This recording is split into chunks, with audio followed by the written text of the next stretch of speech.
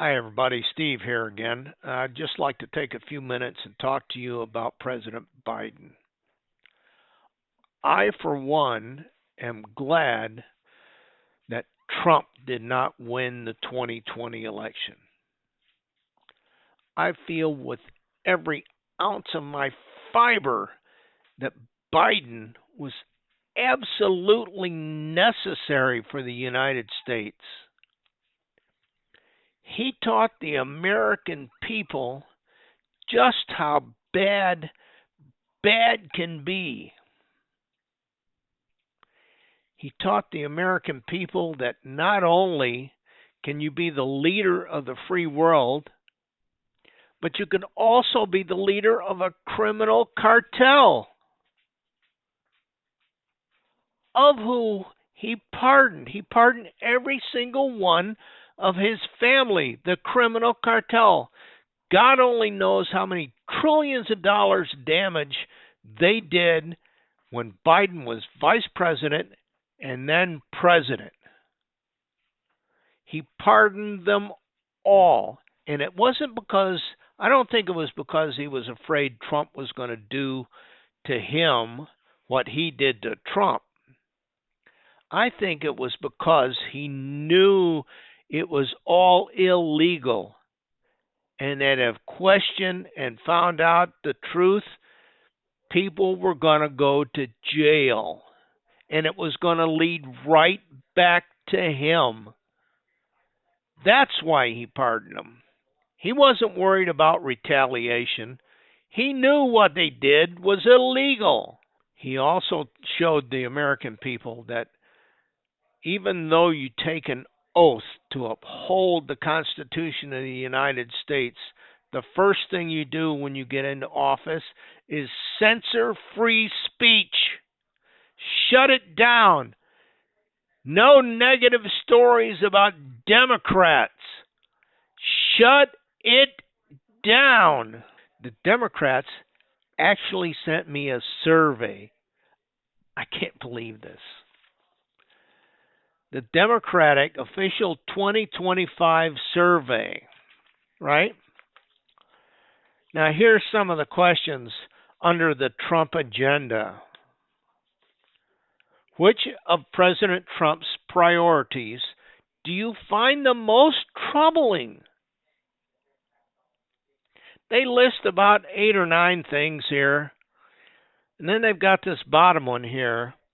I'm not troubled by the policies President Trump is advocating. Check. That's going to be on there. Which aspect of the next Trump presidency do you find most disturbing? Most disturbing. There's one at the bottom here again. I don't find any aspects of the next Trump presidency disturbing. Check. And then they've got this Democratic agenda here. And if you come down here, it says protecting the government agencies. They want to protect the federal agencies. Just a second here. Let me open this.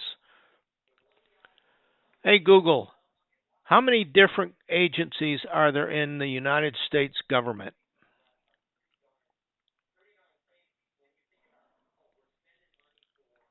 I don't know if you can read that or not. 432 different government agencies within the United States government. Protect the federal agencies? I couldn't name you 10. And they got 432. I hope to God when Doge is done, that number is less than 25.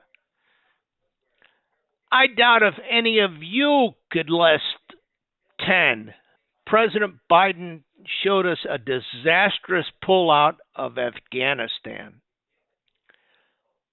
I mean, President Trump had just shown him how to pull out of a foreign country with no deaths, no equipment left behind, and you couldn't even follow his example. You caused 14 people to die, and you left billions of dollars of government equipment behind. My God. I just I just can't believe it. Every presidential period, every election, we seem to slip about $2 trillion deeper in debt. Do you know that Biden spent $7.4 trillion,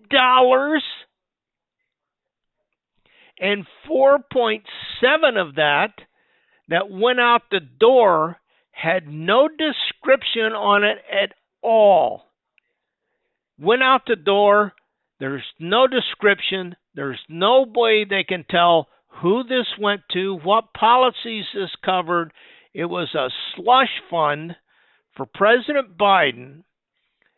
$4.7 trillion went out, and we have no idea where it went to. The EPA just found $20 billion in gold that Biden set aside as another slush fund for climate control. There's really no designation on it. The only reason they found it is because of one of the doofuses that worked for Biden posted that he was throwing $20 billion of gold off the Titanic. And the EPA found it. And now we're having a bear of a time trying to get that back. And then we've got this ex-governor of Georgia. I can't remember her name. But she formed a not-for-profit climate control company,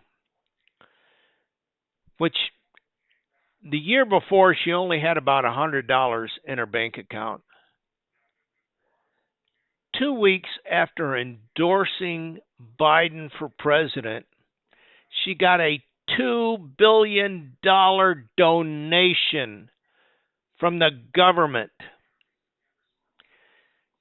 Can you say fraud? They caught her. Biden is the worst president we've ever had. Ever. He makes Nixon look like an altar boy.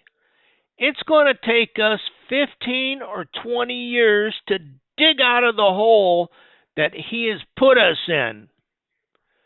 And then the Democrats, on top of this, wanted to run him for a second term. Can you believe this? They knew he was dealing with dementia. He was mentally incapable of running the office, but they wanted to put him up for a second term. I want to see the leader of the DNC, Joe Biden, Kamala, I've been to every meeting Biden's had, Harris, and that Karine Jean-Bonnet. I want to see him go to jail. Hell, I want to see all the Democrats go to jail because they put a man that was mentally incapable up for president a second term. They should all go to jail. And then they gave us Kamala. I can't believe they actually had the nerve to put her out front.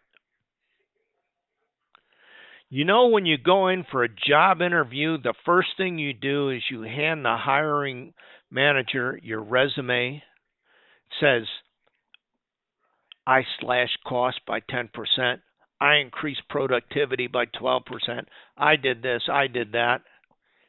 You can't walk in for a new job and hand the hiring manager a blank sheet of paper. It doesn't work. She had one job, that was the border. They flung the gates wide open, and now we're dealing with this immigrant crisis. I saw one of her campaign rallies. She was out there just like I heard from Obama and Biden and her, all saying, we need to make the rich pay their fair share. We need to make corporations pay their fair share. And the arena just went crazy. She got up there and she says, I'm going to raise the corporate tax rate from 21 to 28%. And the place just erupted. Yay! I couldn't believe there was that many stupid people in all of the United States, let alone this little area around this arena that she was speaking in, that were that stupid. Let me tell you how this works. Corporation XYZ, I'm going to raise your tax rates from 21 to 28%. Oh, wait a minute. Hey, Corporation XYZ, I bought this widget from you last year. How come it's now 7% higher? Well, I'll tell you why. You elected an idiot for president. That's how that works. Raising corporate taxes comes out of our pocket, not corporations.